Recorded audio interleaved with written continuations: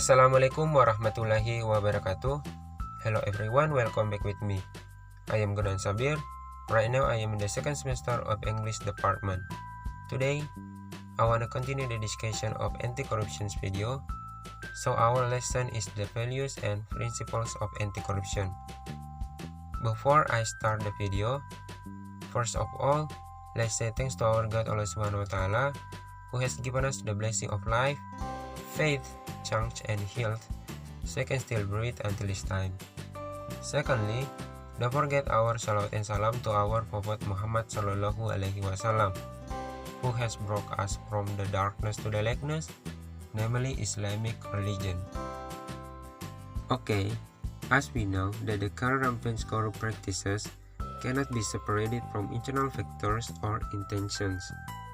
Internal factors are largely determined by whether or not the embedded anti-corruption values are strong within each individual. As a student, we really have to understand these values.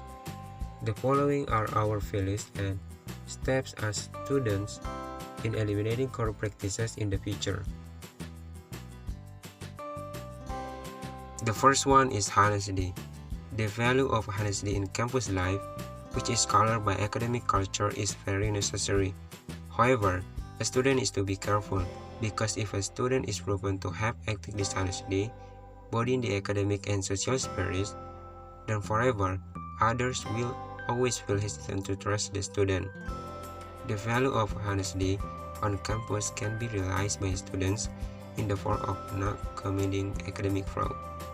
Among other things, it can be in the form of not cheating on exams, not plagiarizing, and not falsifying grades. The second is concern. Efforts to develop a caring attitude among students to make campus become a place for students to work, both curricular and extracurricular, without any limitation of space for movement. The value of caring can be created by students in some forms. Among other things, trying to monitor the way learning process, monitoring the resource management system on campus, monitoring conditions, environmental infrastructure, campus. The third is independence. Independence conditions for students can be interpreted as a process of maturation, namely by not depending on others to do tasks and responsibilities they answer. The value of independence can be realized, among others, in the form of working on exam questions independently, doing academic tasks independently, and organizing activities student self-financing. The fourth is discipline. Sugona argues that the word discipline is obedience to the rules.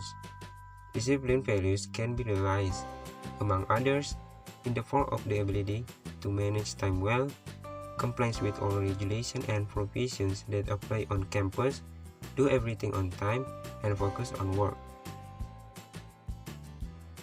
The fifth is responsibility.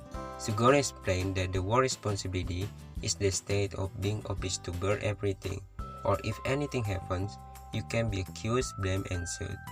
Application of the value of responsibility, among others, can be realized in the form of real learning, graduated on time with good grades, did the assignment academically well, maintaining the trust and confidence given. The sixth is hard work. Hard work is based on willingness. Hard work can be realized by students in everyday life. For example, in doing something, appreciate the process, not the result alone. Don't take shortcuts, study, and do academic tasks seriously. The seventh is simplicity. Student lifestyle is important in interacting with the surrounding community. The value of simplicity can be applied by students in everyday life, both on campus and outside campus.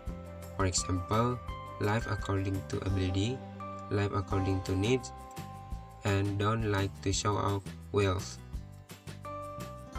The eighth is courage. Students need courage to achieve success. Of course, the courage of students will be more mature, accompanied by their beliefs. The value of courage can be developed by students in life, on campus and outside campus. Among other things, it can be realized in the form of daring to say and defend the truth, dare to admit mistakes, and dare to take responsibility. The last one is just teach. Fair is equal and impartial. The value of just teach can be developed by students in everyday life, both on campus and outside campus. Among other things, it can be realized in the form of always giving sincere praise to friends who excel, giving suggestions for improvement and encouragement to friends who don't excel, and not choosing friends based on social background.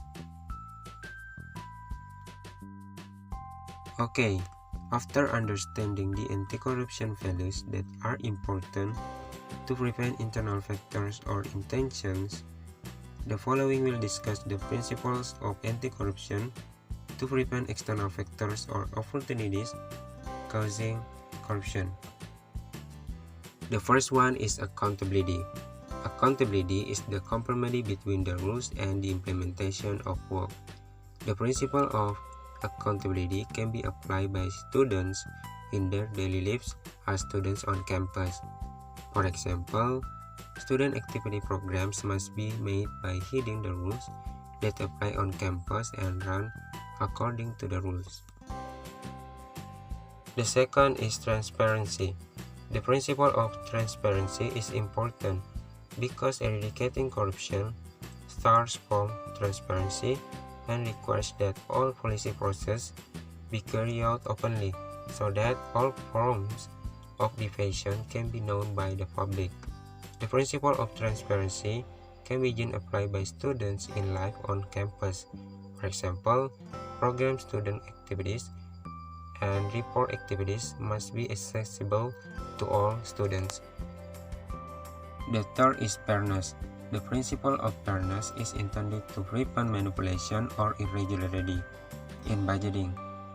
But in the form of markups and other irregularities, the principle of fairness can be applied by students in life on campus. For example, in the preparation of the program budget, student activities must be carried out fairly. Likewise, in compiling an accountability report, it must be prepared with full responsibility. The fourth is policy. Policy principle plays a role in regulating interactions so that there are no deviations that can harm the state and society. Policy principle can also be applied by students in life on campus. For example, in making places or rules of the game regarding student activities must heed all the rules and regulations that apply on campus.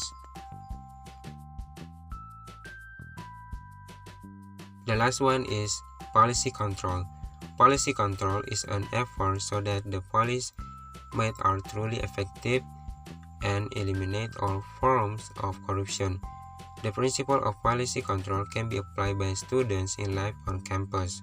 For example, by controlling student activities, starting from the preparation of activity programs, implementing activity programs to reporting. I think that's all for me. Thanks for your attention. Wassalamualaikum warahmatullahi wabarakatuh.